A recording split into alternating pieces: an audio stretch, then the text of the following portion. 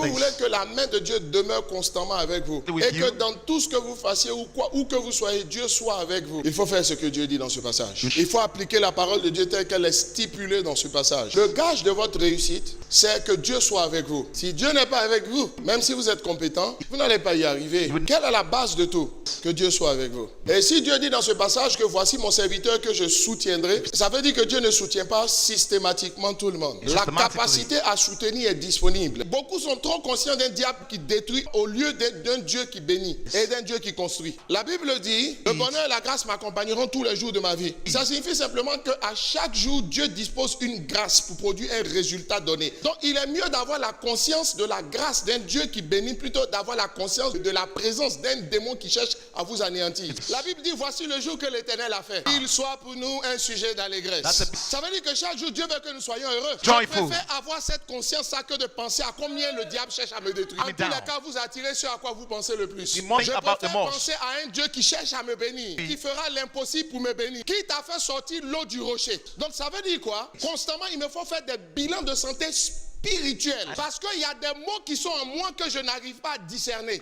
Examine-toi toi-même pour savoir si tu demeures toujours dans la foi. Ça veut dire quoi? On peut sortir de la foi sans se rendre compte qu'on est sorti de la foi.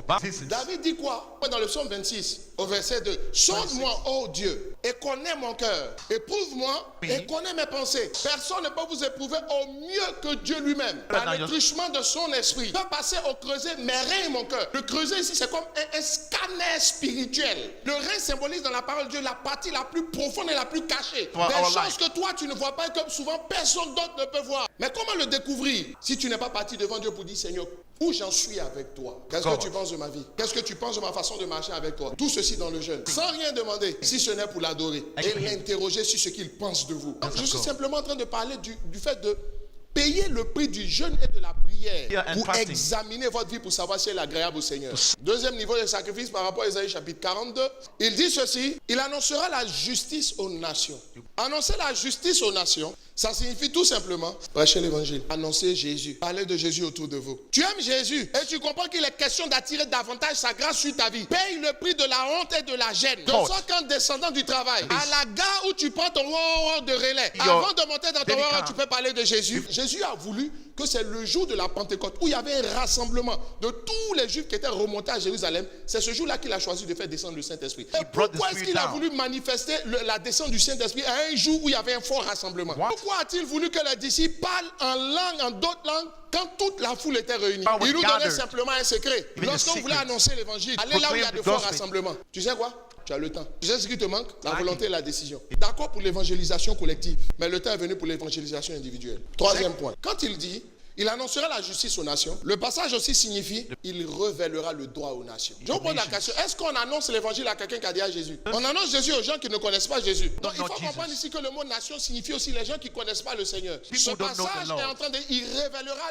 le droit aux nations. Révéler veut dire lever un pan du voile. Ça veut aussi simplement dire qu'il faut payer le prix, rester intègre et avoir un bon témoignage. Est-ce qu'automatiquement, après avoir dit notre Père qui est dans les cieux, que ton nom soit sanctifié? Comment est-ce que le nom du Seigneur est sanctifié? Par nos témoignages. Exode chapitre 18, le verset 21. Dieu dit à Moïse, quand il était question d'établir les leaders, choisis parmi le peuple des hommes capables. Être capable n'est pas suffisant. Parce qu'il était question d'établir les gens comme leaders. Un leader, c'est la tête. Le mot établir signifie comme introniser. Ça veut dire que ceux que Dieu fait régner, ce ne sont pas juste des gens qui sont capables. Ils doivent être excellents dans ce qu'ils font. Mais en plus, voici ce que Dieu attend d'eux. Premièrement, que ce soit des gens qui craignent Dieu. Deuxièmement, que ce soit des hommes intègres.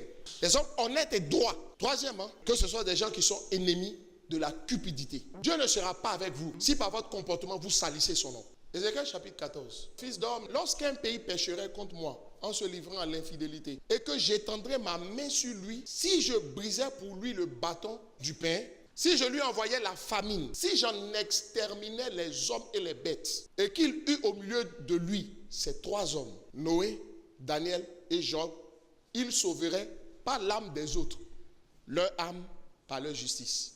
Il faut comprendre que quand un pays se comporte mal, Dieu le frappe.